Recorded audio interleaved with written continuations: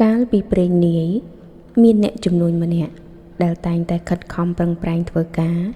និងមានចិត្តសប្បុរសធម៌បំផុតគាត់តែងតែជួយយកអាសាអ្នកដទៃដោយមិនដែលបដិសេធឡើយមិនថាមិត្តភក្តិឬអ្នកស្គាល់គ្នាដែលមកពឹងពាក់ខ្ចីប្រាក់ឬសុំជំនួយពីមុខរបររបស់គាត់នោះទេដោយសារតែការជួយដោយគ្មានការព្រៀងទុកនិងគ្មានទីបញ្ចប់ទីបំផុតអាជីវកម្មរបស់គាត់ក៏ជួបវិបត្តិយ៉ាងធ្ងន់ធ្ងររហូតធ្លាក់ខ្លួនជំពាក់បំណុលគេវ័នកហើយ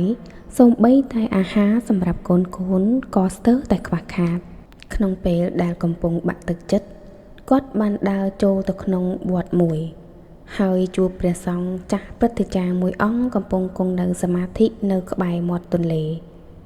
គាត់ក៏រៀបរាប់ពីទុក្ខសោករបស់ខ្លួនទាំងទឹកភ្នែកថាតើការដែលខ្ញុំធ្វើល្អជួយអ្នកដទៃទាល់តែខ្លួនឯងអស់រលីងពីខ្លួនវាជារឿងខុសមែនទេព្រះសង្ឃញញឹមរួចចង្អុលទៅកាន់ទន្លេហើយមានសង្ឃដីកាថាញោមមើលទន្លេនេះចោះទឹកទន្លេផ្ដល់ជីវិតដល់មនុស្សសត្វនិងរុក្ខជាតិប៉ុន្តែប្រសិនបើទន្លេនេះគ្មានច្រាំងជាព្រំដែនទេនោះទឹកនឹងហូរជន់លិចបំផ្លាញភូមិឋាននិងផលដំណាំហើយទីបំផុតទឹកក៏នឹងហូរខ្ចាត់ខ្ចាយរីងស្ងួតបាត់ទៅតែដោយសារតែទន្លេមានច្រាំងទើបវាអាចរក្សាទឹកកុំឲ្យរីងនិងហូរផ្ដល់ប្រយោជន៍បានយូរអង្វែងព្រះសង្ឃបន្តទៀតថាការធ្វើល្អជារឿងប្រពៃ